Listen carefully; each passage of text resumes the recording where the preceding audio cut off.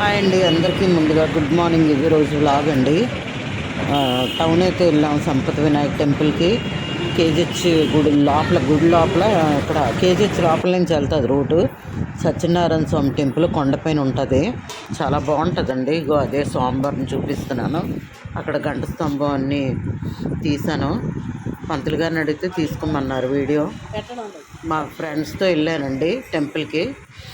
వీళ్ళందరూ మా ఫ్రెండ్స్. కళ్యాణి, మా ఇంటి దగ్గర ఉన్నవాళ్ళు, వీళ్ళతో కలిసి వెళ్ళాను అనమాట. కనకమహాలక్ష్మి టెంపుల్కి కూడా వెళ్ళాము. చాలా జనం ఉన్నారండి కనకమహాలక్ష్మి గుళ్ళో అయితే. ఇంటికి వచ్చేసరికి 3 o'clock అయింది. మార్నింగ్ 8:30కి వెళ్ళాం. ఇంటికి వచ్చేసరికి 3 అయిందండి. అప్పుడు చూసుకొని వచ్చేసరి బాగా టైర్డ్ అయిపోయాను. అయినా వెళ్ళాలని చెప్పి 3 గుళ్ళు ఒకసారి దర్శించుకున్నాను. సంపత్ వినాయక్ టెంపుల్ కూడా చాలా బాగుంది. గుళ్ళోన ఇలాగ లోపల వీడియో తీసానండి, గుడి అంతా పడేటట్టు.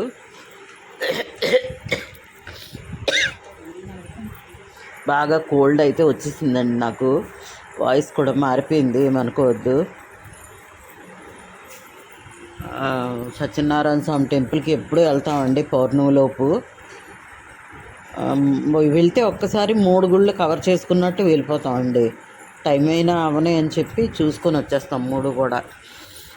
చాలా బాగుంటుందండి. రేపు పౌర్ణమికి అయితే గుడి అస్సలు ఖాళీ ఉండదండి. మేము ఈరోజు వెళ్ళాం కనుక మాకు చాలా స్వామివారు సత్యనారాయణ స్వామివారు బాగా దర్శనం అయిందండి. కళ్ళారా కనుల విందుగా చూసుకున్నాం. అలాగన్నా